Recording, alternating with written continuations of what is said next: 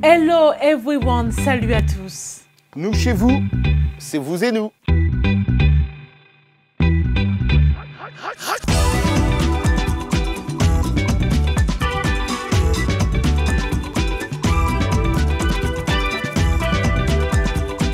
Ravi de vous retrouver pour ce nouveau numéro de Vous et Nous. Comme vous le constatez, nous sommes encore en dehors des studios de la VOA pour répondre à la distanciation sociale. Et nous irons dans cette émission cette semaine au Sénégal à la rencontre d'agences liées à la rencontre exclusivement en vue du mariage. Pas de FESPACO cette année, la grande fête du cinéma africain. Et depuis plusieurs années, la seule manifestation de rayonnement mondial du Burkina, pays sahélien très pauvre, pris dans la spirale du djihadisme sous-régional. On en parle dans les news. Rencontre avec Nakissi Savané, à la fois comédienne et militante. Au rendez-vous aujourd'hui, notre segment On dit quoi? La question hashtag vous et nous de cette semaine et notre teacher Michelle Joseph dans Anglais Express. Une bonne nouvelle pour les acteurs culturels gabonais. Ekia nous en dit plus. On démarre au Gabon, effectivement, où depuis le 25 janvier dernier, des restrictions liées au Covid se sont intensifiées. Ainsi, le couvre-feu a lieu entre 20h et 5h du matin. Bien évidemment, le milieu artistique est très profondément touché. Il existe cependant une aide de l'UNESCO. Vous allez voir qu'elle permet de développer des solutions innovantes. Voyez ce reportage de notre correspondant Ismaël Obiangze. Dread Paul Mouketa a choisi la chanson pour porter la sensibilisation au Covid auprès du grand public. Tout est dans ce texte qu'il psalmodie à souhait. Ta beauté millénaire et ta force qui bat tous les maux, ces masques et bouts de tissu et d'élastique, jamais ne tueront ta puissance, belle femme d'Afrique. Livre-moi tes lèvres, c'est le titre un peu provocateur de cette chanson désormais mise en ligne. L'auteur l'a structurée autour d'un jeu de mots ludique pour montrer que la pandémie est certes une réalité, mais pas une fatalité.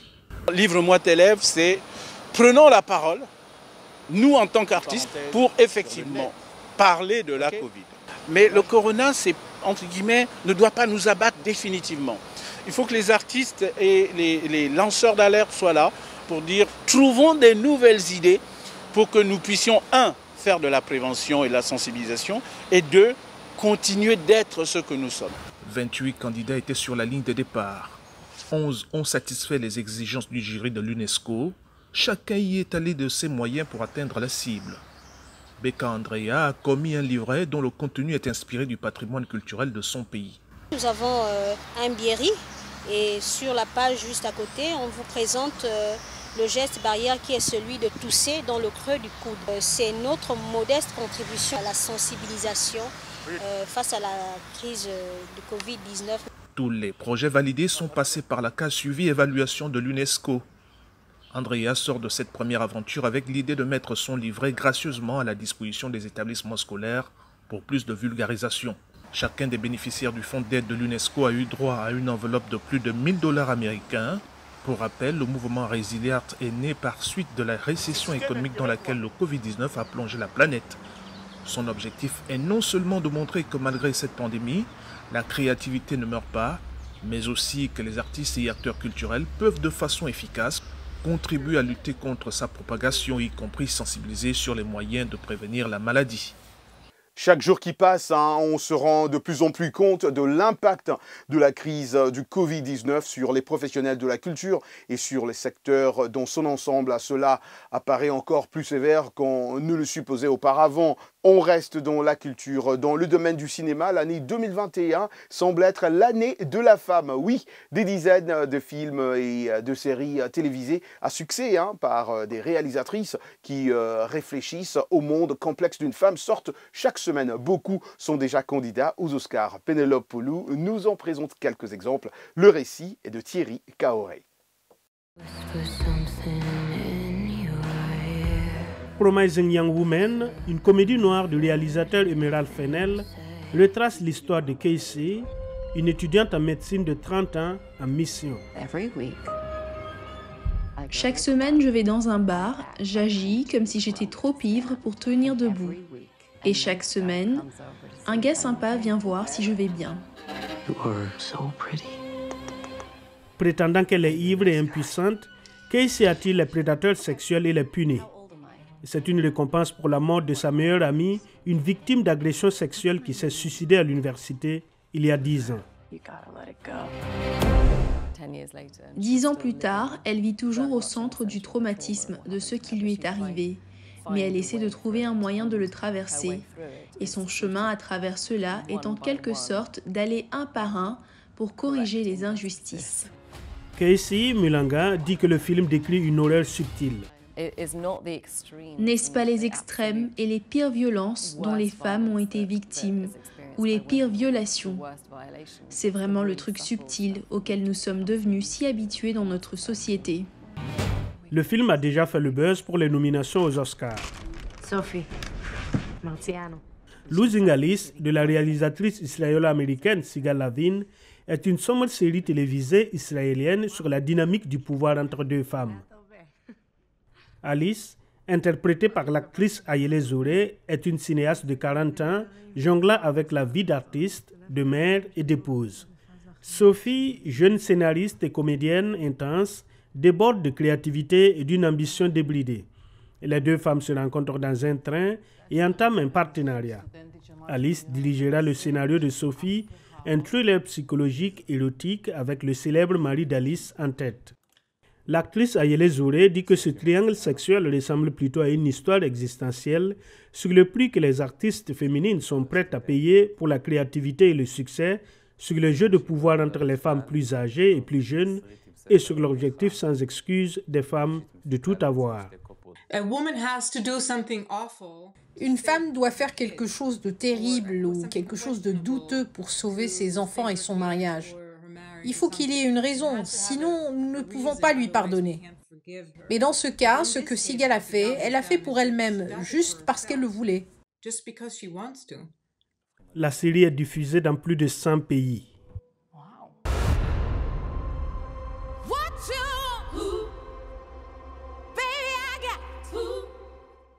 L'actrice et chanteuse Jennifer Hudson, primée aux Oscars et qui a aussi un Grammy, présente Aretha Franklin sur grand écran sous le titre « Respect ». Le film suit l'ascension de la reine de la soul, de son enfance en tant que choriste à son triomphe comme superstar internationale.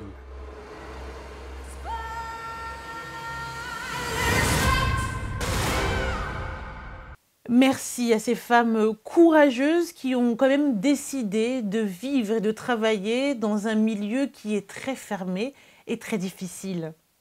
On va parler à présent d'une autre femme courageuse. Il s'agit de Nakissi Savané, qui est une comédienne ivoirienne connue. Certains l'ont connue à la fin des années 80 pour son rôle de chef des pagneuses. Pagneuse parce qu'elle était vêtue de pagne dans le film Bal Poussière d'Henri Duparc et plus récemment dans la série à succès Cacao d'Alex Ogou. Nakissi Savané est une personne qui milite depuis son jeune âge. Pour mieux la connaître ou pour la redécouvrir, je vous propose de voir cet extrait d'entretien que j'ai réalisé à Paris. Il avait un air bizarre d'ailleurs. Ouais. Il y a longtemps qu'il ne nous a pas réunis comme ça. Vous savez, moi j'ai toujours plaisir à jouer. Parce que, je le dis souvent, la première fois que je suis montée sur une scène,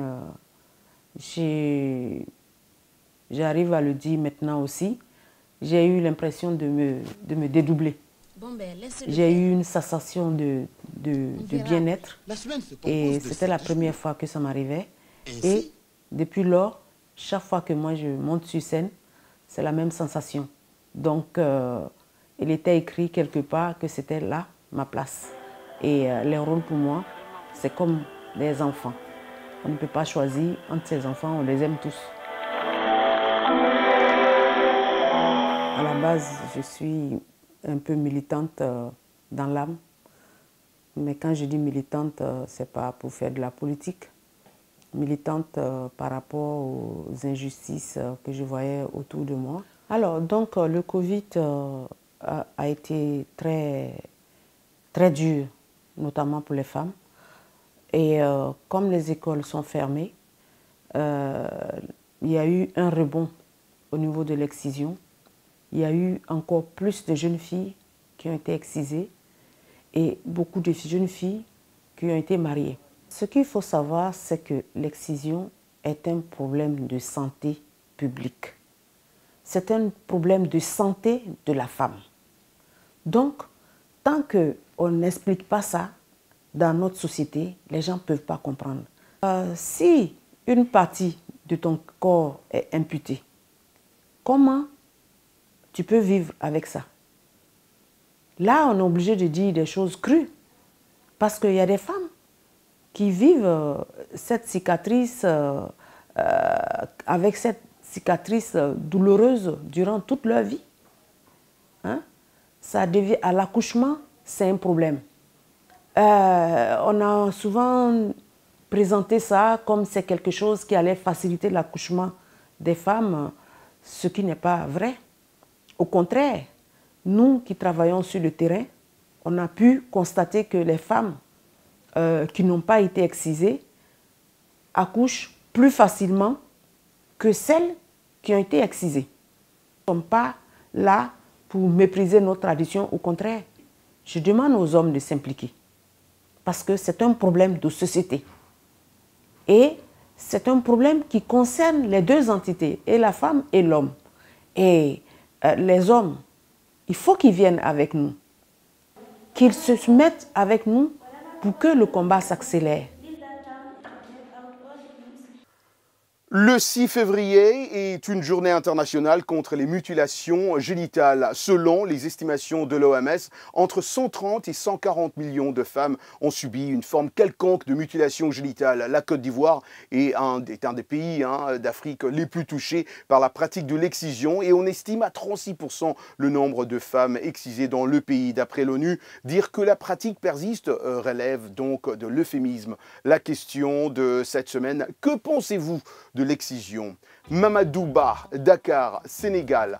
Je connais une exciseuse professionnelle qui m'a dit qu'après plusieurs années, elle a compris que plusieurs femmes avaient souffert et d'autres étaient mortes à cause de ces pratiques. Et elle s'est mise, elle aussi, à prendre la parole et à lutter contre l'excision.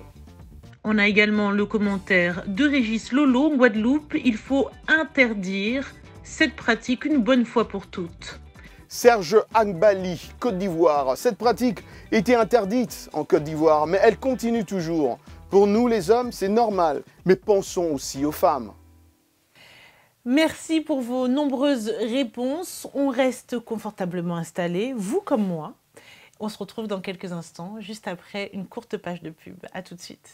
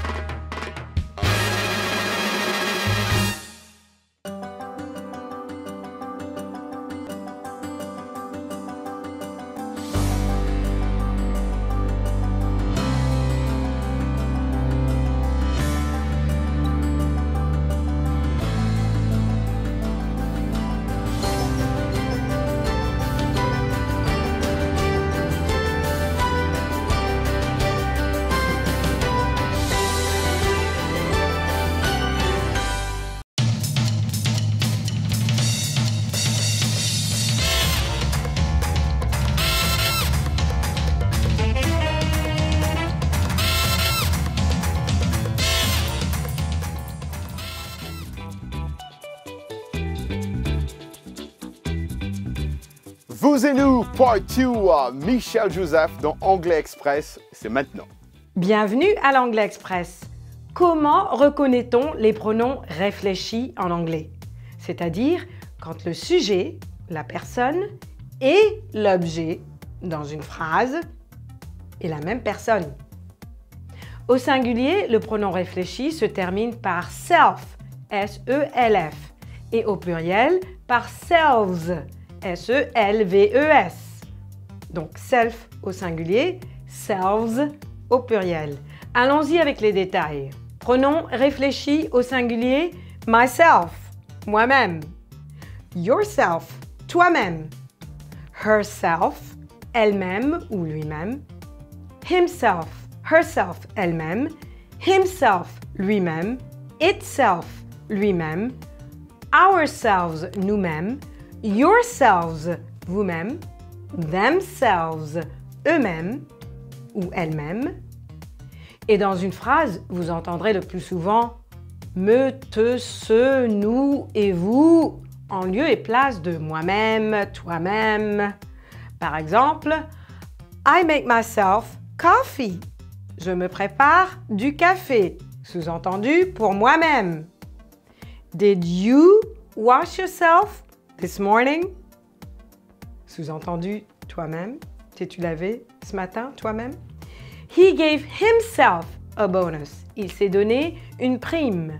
Sous-entendu à lui-même. She put a coat on herself. Elle s'est revêtue d'un manteau.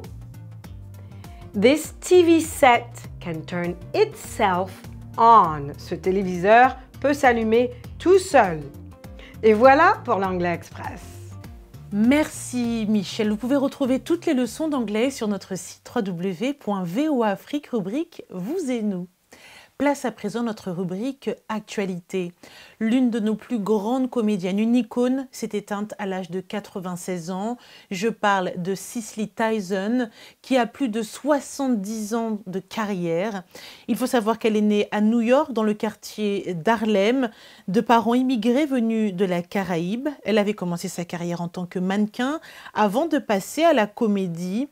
Cicely Tyson est notamment connue du grand public grâce à sa nomination aux Oscars pour Saunders en 1973. Je l'ai découverte personnellement dans son rôle dans Kunta Kinte, mais elle a également joué dans d'autres films célèbres comme La couleur des sentiments, le film Beignet de tomates vertes et plus récemment dans la série Murder où elle interprète le rôle de la mère de l'héroïne.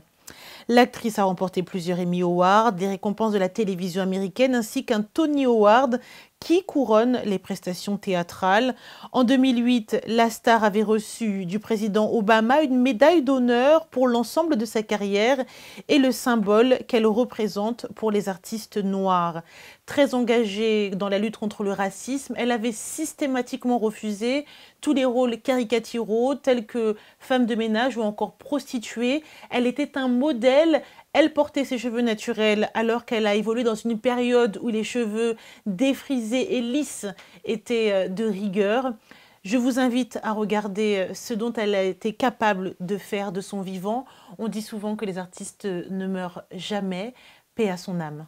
Ah, elle était superbe, hein, Cicely Tyson, qu'elle repose vraiment en paix. Elle était superbe. Toujours dans le cinéma, on reste dans le cinéma, le FESPACO, principal festival du 7e art en Afrique, hein, qui devait se tenir fin février au Burkina Faso, a été reporté comme le festival de Cannes ou la Berlinale dans un contexte de rebond de l'épidémie de Covid-19 en Afrique de l'Ouest. Le Conseil des ministres burkinabé a adopté la décision de reporter la tenue du FESPACO à une date ultérieure, a déclaré le porte-parole du gouvernement Ousseini Tamboura lors d'un point de presse vendredi à Ouagadougou. Le Burkina Faso, où 10 423 cas de Covid-19 ont été confirmés depuis le début de la pandémie pour 120 décès, connaît, comme le reste de l'Afrique de l'Ouest, une deuxième vague plus importante que la première. Rappelons que le FESPACO, principal rendez-vous du cinéma en Afrique, se tient tous les 2 ans à Ouagadougou. Chaque édition voit des films des tout formats entrer en compétition pour briguer la récompense suprême, les talons d'or. Depuis 1969, date de sa création, il rassemble à Ouagadougou des dizaines de milliers de spectateurs et acteurs du milieu du 7e art. Ah oui, on doit pouvoir attendre en tout cas. Santé oblige. Le marché de l'amour est relativement nouveau au Sénégal. Au-delà des sites de rencontres qui pilulent, depuis quelques années, des agences matrimoniales voient le jour. Elles ont pour mission de trouver un époux ou une épouse. Voyez ce reportage d'Alison Lekogo Fernandez. Il y a 2 mois, Fatou, qui préfère témoigner de manière anonyme, a franchi le pas et s'est inscrite dans une agence matrimoniale. La jeune femme de 31 ans, qui dirige sa propre entreprise dans le domaine agricole après avoir étudié puis travaillé en Amérique du Nord, est aujourd'hui déterminée à choisir son époux. Vu mon statut, je ne peux pas me permettre de choisir n'importe qui. J'ai un travail qui demande beaucoup de temps, qui demande beaucoup de responsabilités. Alors être avec un homme qui s'amuse, je n'ai pas le temps pour ça. Il me faut un homme responsable. Cet après-midi, Fatou rencontre Ami Diouf, la directrice de l'agence matrimoniale, afin de faire le point sur sa situation. L'agence Machallah a été créée il y a 2 ans et compte à ce jour une centaine d'adhérents, dont une majorité de femmes âgées d'une trentaine ou d'une quarantaine d'années. Il y a les gens qui n'ont pas le temps, qui sont dans leur bureau du matin au soir, ils n'ont pas le temps de faire des rencontres. Et d'autres cas, c'est des gens déprimés. Ils ont été déçus par l'amour et tout. Ils veulent se reconstruire. Veufs, divorcés, célibataires, les profils sont multiples. On trouve aussi à l'agence Machallah des personnes issues de diverses catégories sociales. Alors que les mariages arrangés tendent à disparaître au Sénégal, la pression pour se marier, elle, est toujours présente. À un certain âge, si vous ne vous mariez pas, vous êtes culpabilisé. Et vous vous dites qu'il y a quelque chose qui cloche chez moi. Pourquoi je suis moche? Pourquoi pourtant je suis belle, je me fais belle, mais qu'est-ce qui ne marche pas? Je pense que pour certaines filles, elles craquent tout simplement. Donc beaucoup de filles tombent dans un ménage qui ne dure pas. Le nombre de divorces est en augmentation ces dernières années au Sénégal, notamment dans la capitale, Dakar, où près de 400 cas sont prononcés chaque mois par les tribunaux. Alison Lekogu-Fernandez pour VOA Afrique, Dakar. Il faut dire que les sites de rencontres, et là je ne parle pas des agences du Sénégal qu'on vient de voir, mais ces sites de rencontres qui relient des milliers de célibataires africains à travers le monde se multiplient et se communautarisent. On les trouve destinés aux musulmans, aux juifs, aux chrétiens, aux intellectuels, aux motards, aux geeks. Écoutez, c'est vrai que c'est une histoire d'amour ou de romance qui commence, mais parfois derrière un faux profil. Ah oui, derrière un faux profil, il existe aussi des escrocs, les arnaques à la romance comme on les appelle. Oui, eux aussi se multiplient et peuvent coûter cher à leurs victimes. Prudence est mère de sûreté, dit-on. Faites attention. Ah ouais, je ne veux pas que vous puissiez nous appeler dans Vous et Nous, dire Roger, il faut faire ça. Question hashtag Vous et Nous de la semaine. Voilà, et place à présent à notre segment On dit quoi? Réalisé à Lomé par notre collègue Kai Lawson, elle a demandé aux Togolais ce qu'ils pensent des relations amoureuses tissées sur Internet. Écoutons. Les relations en ligne, bon, moi je suis pas trop pour. Si je suis en relation avec quelqu'un ici, bien avant qu'il ne quitte le pays, ça sera un peu difficile pour moi de continuer la relation parce qu'arriver là-bas, est-ce qu'il me sera fidèle jusqu'à ce que je le rejoigne ou bien jusqu'à ce qu'on se retrouve finalement, parce qu'il peut aller là-bas rencontrer une autre personne, une autre fille qui va commencer par aimer. D'abord au début, il va pas me le dire et moi je serai là, perdre mon temps à l'attendre, alors que lui fait du n'importe quoi de l'autre côté. Il va se marier, avoir des enfants et puis après un jour il revient et il me dit que non, que c'est plus possible qu'on soit ensemble et j'aurai le cœur brisé quoi. Une relation à distance sur Internet, c'est bien parce qu'il y a des trucs que vous pouvez se dire en ligne. Parce que, par exemple, moi, ici, je suis très timide. Donc, si je vois ma meuf, on ne peut pas se dire des trucs quand on se regarde dans les yeux. Donc, je peux faire ça en ligne, quoi. Les relations à distance, je ne suis pas vraiment pour. D'abord, il y a trop de perversité. Par contre, il y a aussi des gens qui sont rencontrés sur les réseaux sociaux et ça aboutit au mariage et à une bonne relation. Les relations amoureuses en ligne, je peux dire qu'elles sont bonnes. L'Internet nous donne beaucoup d'opportunités, nous permet de se communiquer à distance. Donc, jusqu'à ce qu'il n'aboutisse à un truc de parfait, quoi. Merci Kai pour toutes ces réactions.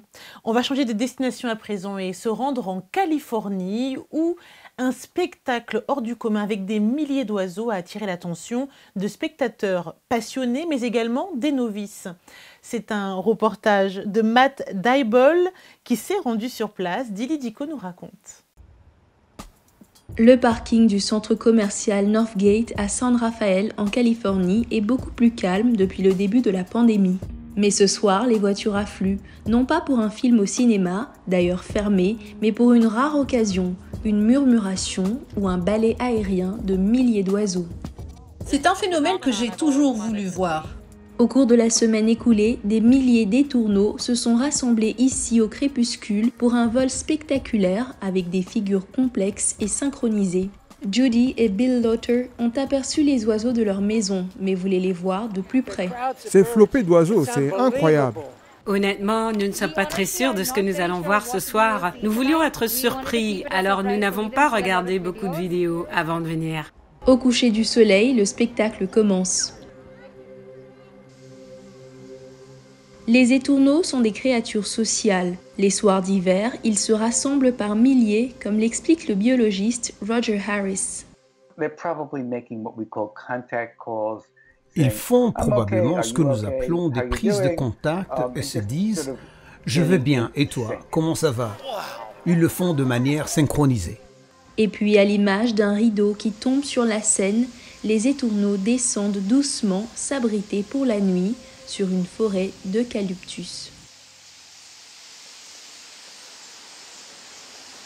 Merci à Dili Diko pour cette belle interview. Cette édition de Vous et Nous touche à sa fin. Nos sincères remerciements pour votre fidélité à vous qui nous suivez grâce à nos stations partenaires au Bénin, au Togo, au Rwanda, au Tchad, au Niger, au Cameroun, en RDC et presque partout en Afrique francophone. Comme on le dit souvent, rendez-vous la semaine prochaine. Ciao, ciao. Bye.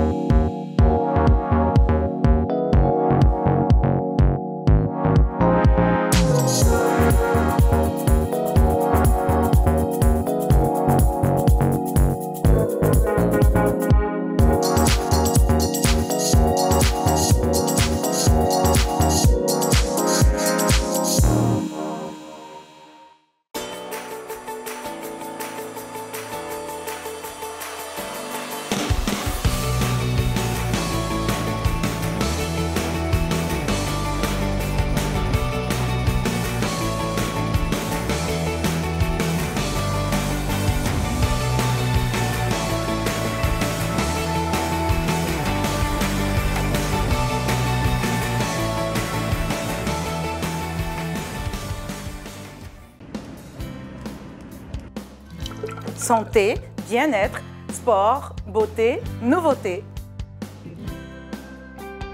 Carnet de santé est l'émission hebdomadaire qui vous veut du bien.